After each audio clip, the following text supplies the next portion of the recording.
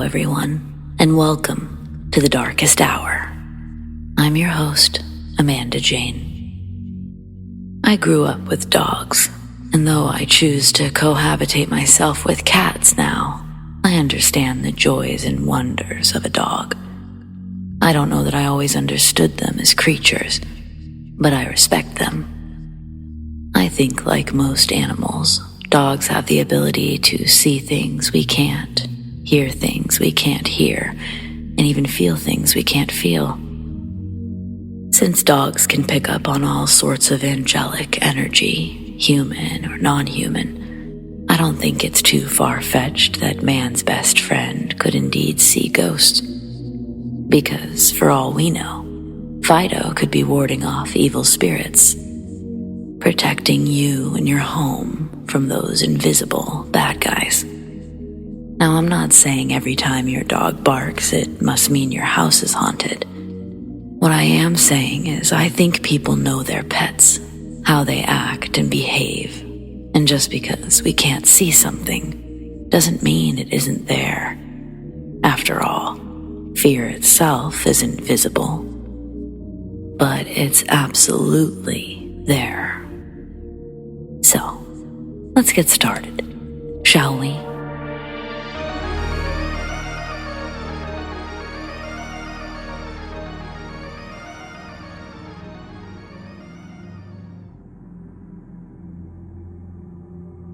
I've been working overnight in a nuclear facility for a few months now, and I've seen UFOs on a nightly basis, without fail. First, here's how I know they aren't stars. Their positions don't line up on the star chart. The lights flicker brighter and darker, or sometimes they'll turn on completely for a few seconds. The biggest one was orange. They move. When the sun rises, some of them fly towards it, and I'm not able to see them anymore. I haven't filmed them for a couple of reasons. They're not bothering me, so why should I bother them? They're just trying to do a job, same as me. Plus, no way the government doesn't know they're there. I've counted at least 16 or 20 so far. Now, I finally understand why documentaries always show authority figures saying it would create mass panic if everyone knew how many of those things there were, and that they were here. I suppose aliens get curious when we start messing with nuclear fission. That may be why there's such a large concentration of them every night. But above all, the reason I don't record them is because no one would believe me anyway. I've always believed in this stuff, so I've become more accustomed to it as time passes. Anyway, I'm writing this to see if anyone can help me figure out what I experienced last week. I've been having strange, paranormal things happen to me lately, like suddenly being able to sense the movement of energy, see auras. Last week, on one of my breaks, I went out back, sat on the ground, leaned against the building. I suddenly got an overwhelming feeling of intense fatigue, which quickly turned into a feeling of drunkenness. I've been sober since February 2022, almost a year now, so I was immediately confused. Then I realized something was leeching my energy. I looked to my left, and there was a staticky field of energy, where I assumed the entity stealing my energy was located. I looked straight ahead, and a few feet from where I sat, there was a 1.5 foot, 2 foot tall, staticky humanoid figure that looked like the cliche big-headed gray alien. It had black almond eyes, and inside its open mouth was pitch black. I think it looked staticky because it was trying to cloak itself from me. I don't know for sure if it was the thing that's actually stealing my energy, or if it was simply watching it happen. A coworker claims she saw a shadow person in the bathroom. Most of the staff believes this facility is haunted. I've seen and felt non-alien entities in the building, but nothing like this. Does anyone have any idea what might be going on here?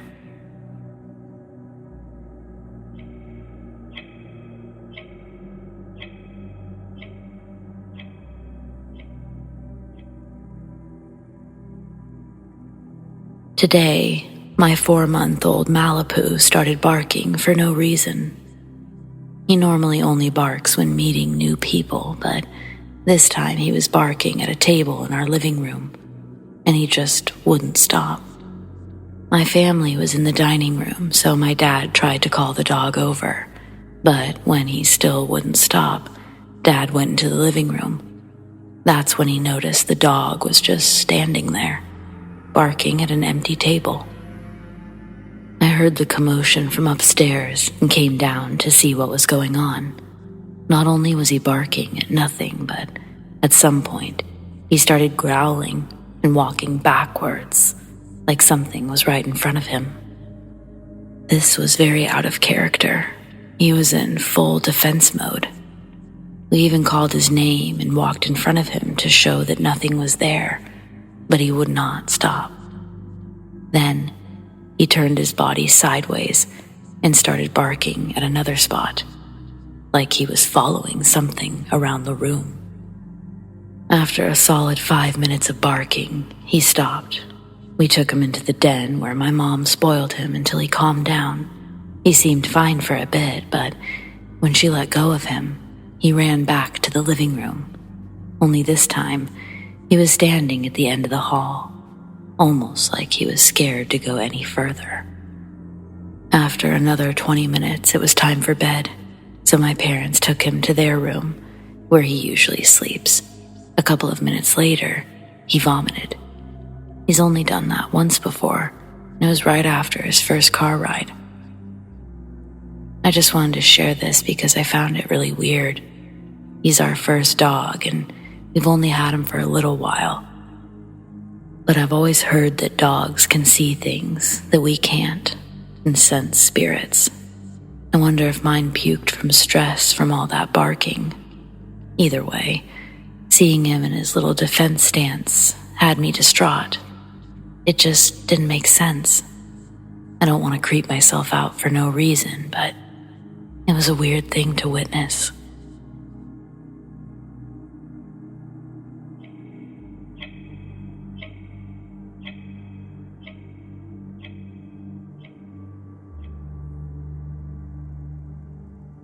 I've done my best to sort these events chronologically. They took place when I was between the ages of 14 and 20. I'm currently 22. Until 2 years ago, I lived in a Polish village called Mojca. It's less than a kilometer away from the city of Kielce. Also, my friend Jacob witnessed several of these situations. The forest itself was huge, but that's typical for Poland. Jacob and I often spent our free time there. We loved to explore it. We built a small bridge over the stream so that we didn't have to go around or through it.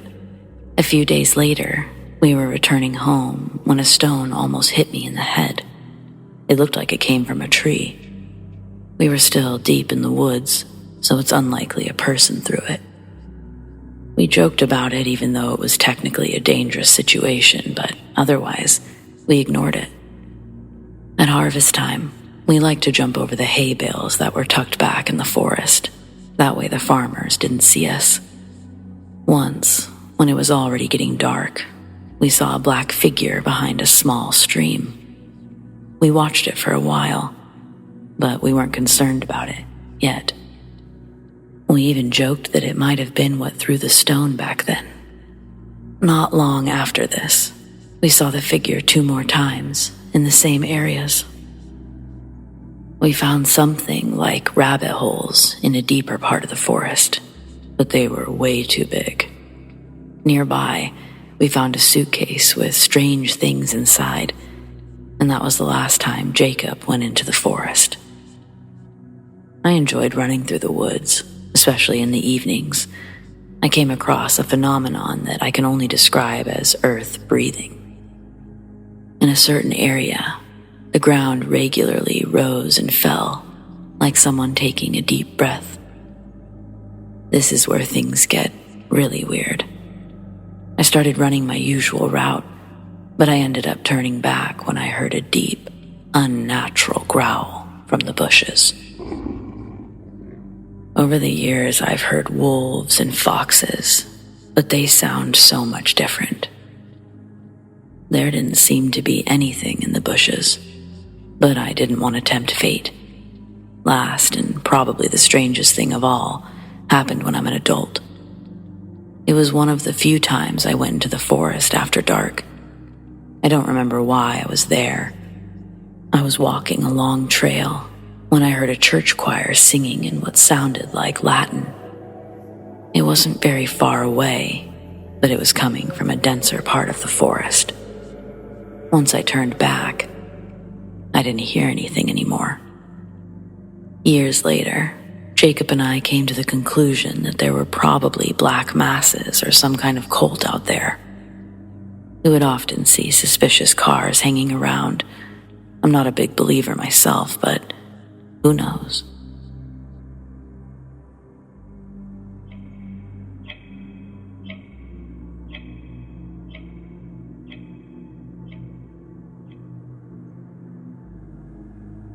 I've always been sensitive to ghosts, but I didn't actually see one until I moved into this apartment 2 years ago, and I sensed an older woman's spirit in the bathroom.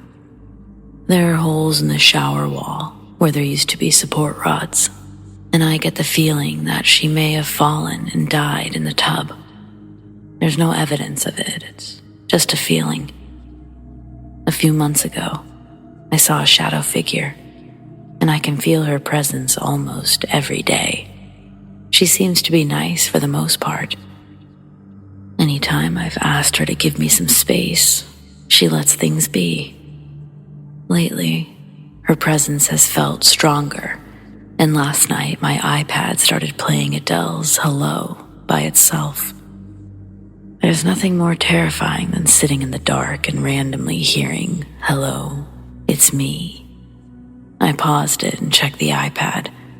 There were no music apps open, no other songs on the playlist, just that. And yes, I took screenshots. I was freaked out, trying to forget about it, but my dog started barking a few minutes later. I turned around, and she was still barking at the bathroom door. When I told her to quit, I think she sensed how frightened I was because she came to cuddle with me, but she also kept doing double takes at the bathroom door for the rest of the night. I slept terribly, and I don't really know what to do. I've cleansed the apartment a few times, but it doesn't seem to help. I'm starting to wonder if she's just getting sick of being told no. She really does seem nice, but I don't want to invite her in. I've read enough ghost stories to know that that's how a lot of possessions start. Any suggestions? It's the next day, and I'm still freaking out.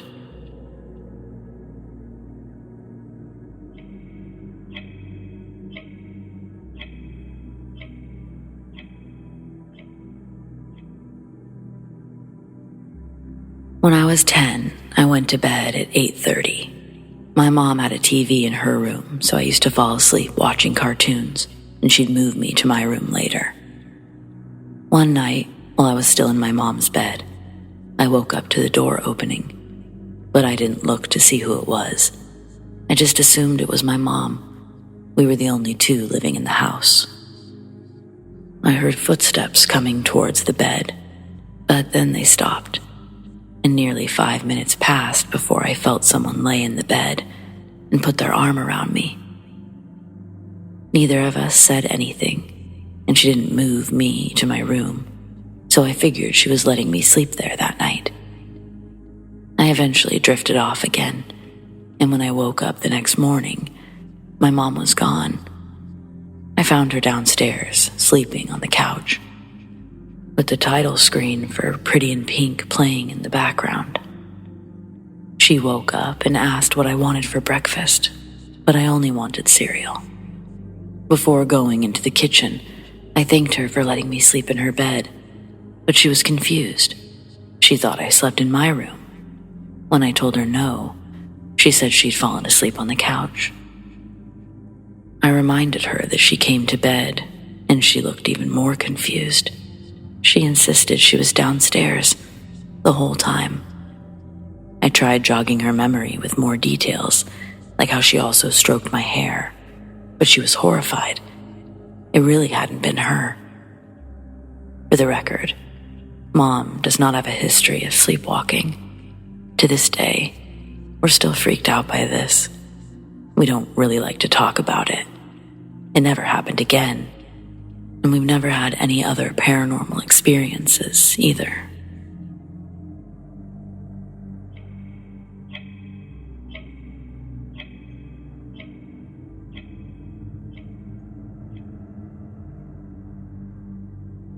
I love paranormal stuff, finding haunted places to explore. On some nights, when I get bored, I go for a walk. One time, I was telling a friend about a nearby school that I'd Googled while looking for haunted places to investigate. Years before, on Halloween, it was the site of multiple murders, so it seemed like the perfect spot for a haunting. When I first entered the school, nothing happened. Then, I started mocking any potential ghosts by saying they must have been chicken if they aren't even going to try to scare me. I walked to the middle of the field. I noticed the school's lights were flickering. I heard someone running in the distance, and when I looked up, I saw a person sprinting towards me at full speed. Then they ducked behind a nearby crate. But when I went over there, they were gone. Nobody could have run away. I was watching the entire time. Something clearly wasn't happy with my taunts. So I went home. A couple of weeks later, my friend convinced me to go back with him. I filmed our investigation. In the recording, you can hear someone walking in the distance. You can barely hear it at first, but it gets louder as they get closer. It was dead quiet, and we both heard someone step on gravel, even though nobody was there. We looked everywhere, but we couldn't find anything to explain what we heard. When we started heading home, we heard another step, but that one was really close. Unfortunately, all my footage was somehow corrupted, so I have no proof except for my word. I plan on going back this weekend to try again.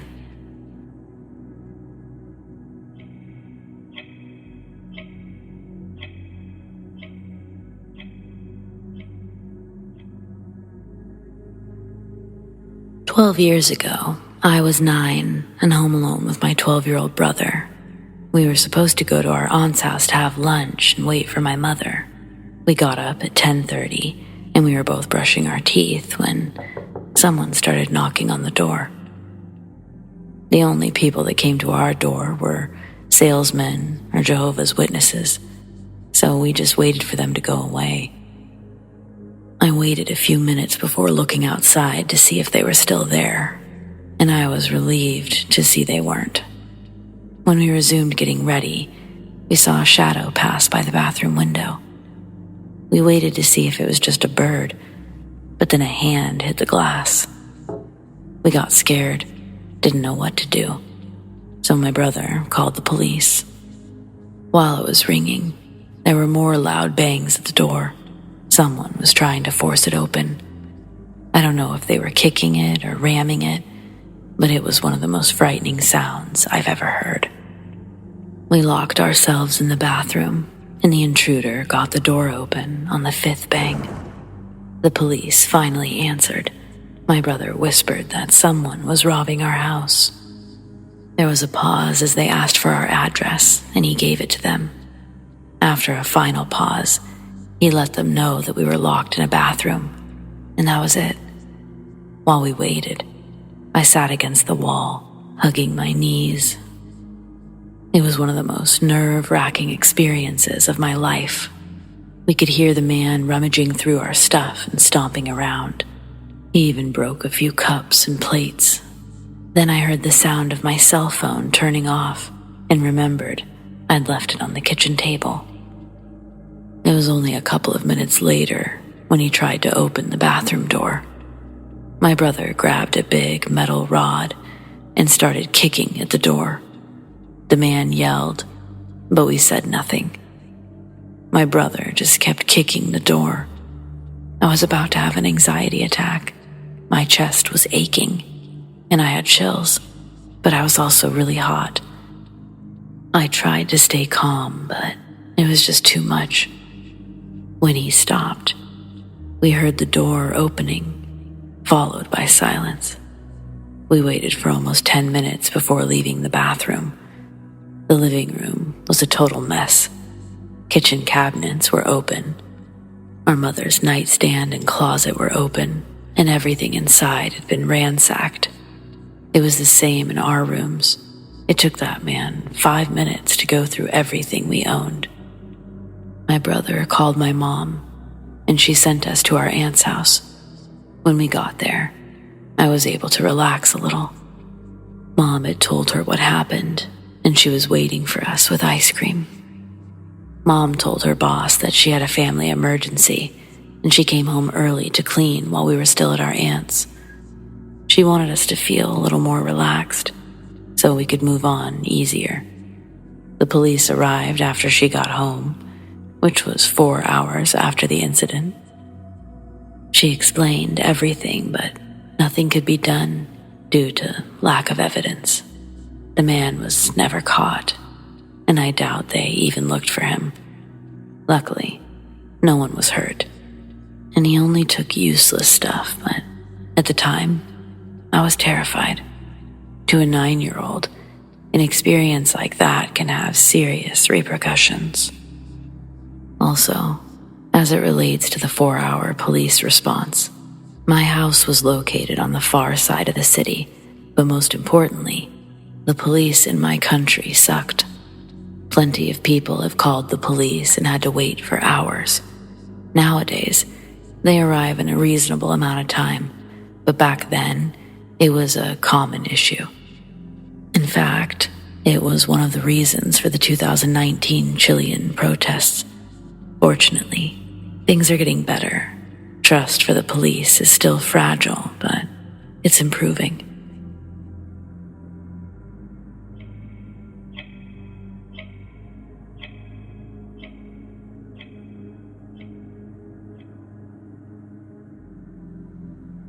I've told this story to plenty of people, and not a single person ever pretends to believe it, so I don't expect anyone here to believe me either. But I still have to share this shit to see if anyone else has had similar experiences. At age 8, I was often sent to my grandparents' house on the weekends. When Grandma ran errands, she would bring me with her. I don't remember anything that led up to that moment, but at some point, we went to Rite Aid for a prescription. Back then, I was heavily into UFOs and the supernatural, so my eyes were always fixed on the sky. I remember this part clear as day. I looked up at the clear sky, and I saw what can only be described as a living, purple, fleshy cloud thing. It was circular, like a flat disc, but it had several moving rings at different intervals, and each one held a claw or tooth. I tried to get Grandma's attention, but she was already talking to the pharmacist at the drive-through window. I kept my eyes on it until it was out of sight. To this day, I've never seen anything similar or heard of anyone who has. Because of the specific details I remember, I really don't think it was a dream. It still freaks me the fuck out when I think about what it looked like.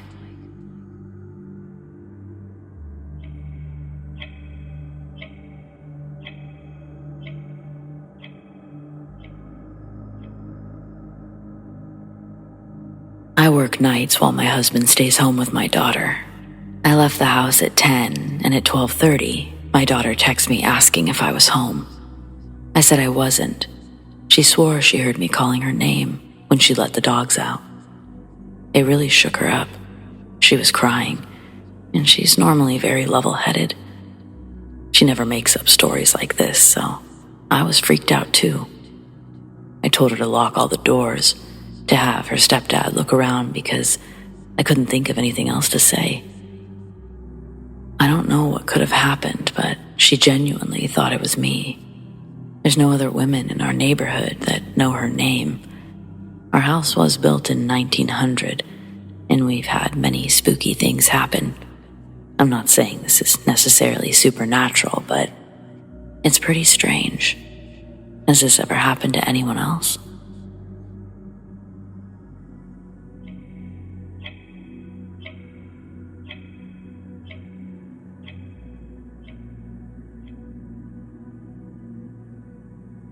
Months ago, I made a post about dreaming of the future, and it recently happened again.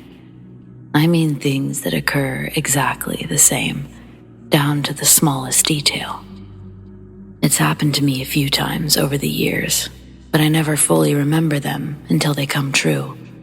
They aren't even important events. They'll be pieces of conversations, a random joke, or a simple mundane action. One of the most surreal and convincing moments was a vision about eating pie. Someone nearby had commented on something, but I was just so focused on the pie and didn't look up. Later, while a group of us were staying at a friend's house for the weekend, I suddenly remembered my dream when the same person made the same comment in the same tone of voice. I was sitting in the same chair, at the same table, facing the same direction, and looking down at the exact same pie as before. It blew my mind just how real this occasion was, and I've had others like it, just not as vivid as this one. I truly wonder if I can see into certain moments of the future, or if I'm just experiencing a really powerful déjà vu. Has anyone else experienced these kinds of things?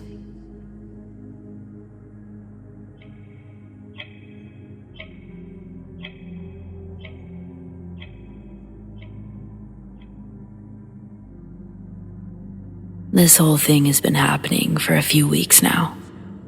I'm a pretty spiritual person, but lately I've been slacking a bit in that department.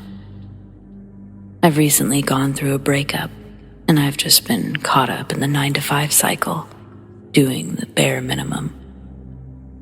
Life has been hard in general for the last 3 or 4 months. I've always struggled with sleep.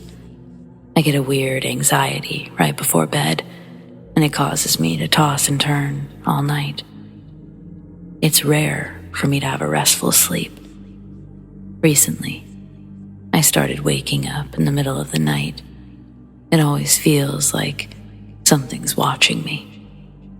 It happens a few times, and lately, I've actually started seeing shit from the corner of my eyes. Sometimes, I see a dark mist moving across the room, but I usually blame it on delirium, go back to sleep so I don't have to think about it. Twice now, I've woken up to my bed shaking. The first time, I thought I was going crazy. I opened my eyes, stared at the ceiling while my bed was rocking. I live in California, so I thought it was a small earthquake, but no one else had felt it. The same thing happened again last week. I woke up to my bed actually rocking, and this time my chest felt heavy, and it made me claustrophobic.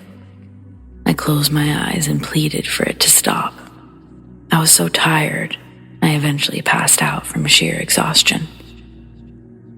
I once felt something move next to me, and I was so frightened, I stayed awake for most of the night.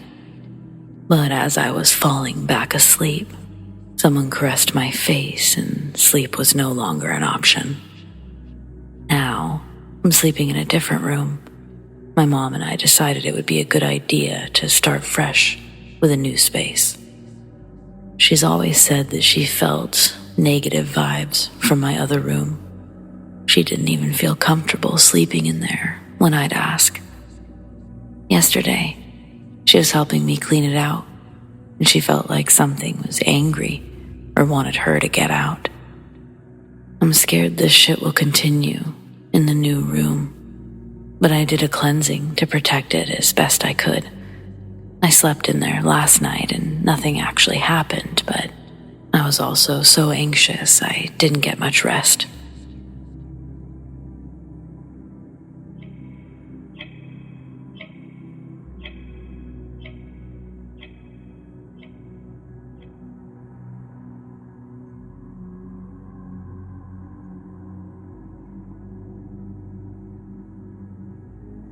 This happened 3 years ago when I was 16, but I still think about it constantly.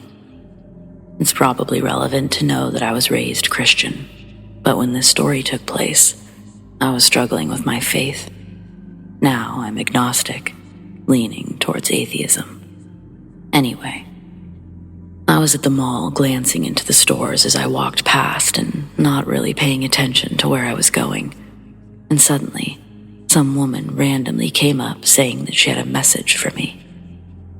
She had red hair, emerald green eyes, lots of freckles. She wore a white tank top and black jeans. She said that her name was Alexa, which means defender of mankind. I stopped dead in my tracks, and in my head, I wondered if she mistook me for someone else. But then she made a really weird gesture and said, No, I want to talk to you. I was freaked out. I couldn't imagine what she wanted, but she started asking me about my life, school, all sorts of senseless questions I can't remember. Then, in the middle of our conversation, she held up her hand, spread her fingers apart, and said, "Let's interlock our fingers and have our palms touching." It's hard to describe, but when our hands touched, I felt so much positive, loving energy.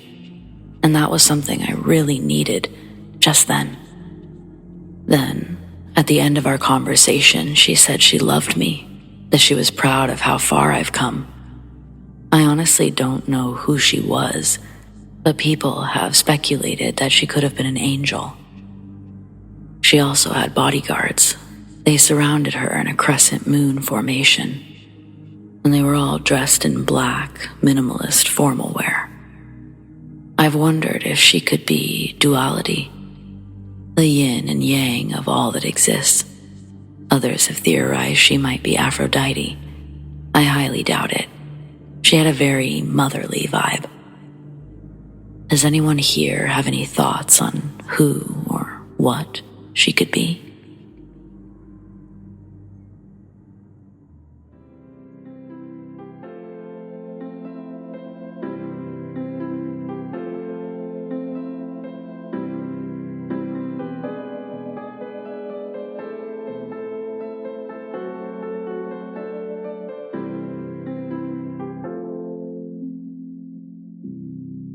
Well, friends, it appears we've reached the end of tonight's episode, but don't miss a brand new one every Friday night and my other weekly uploads every Sunday and Wednesday. Huge shout out to all of my patrons whom I appreciate so very much. Tracy S., Tamara K., Monica L., ZOEWATT, Shelly B., Donald C., Rat Girl, Alicia S., Erin G., Nikki H., Mr. Revenant, Naz K., Brendan G., Paul T., and Nicholas C. Thank you all again for your support for the channel. If you want to support The Darkest Hour in other ways, consider joining my Patreon, patreon.com/thedarkesthour, or click the link in the description to learn more. I want to thank those who shared their stories, and a big thanks to all of you for listening. Do you have stories like these? I'd love to share them. Send them to me, amandadarkesthour@gmail.com, or on the Darkest Hour subreddit, The Darkest Hour YT. Stay spooky.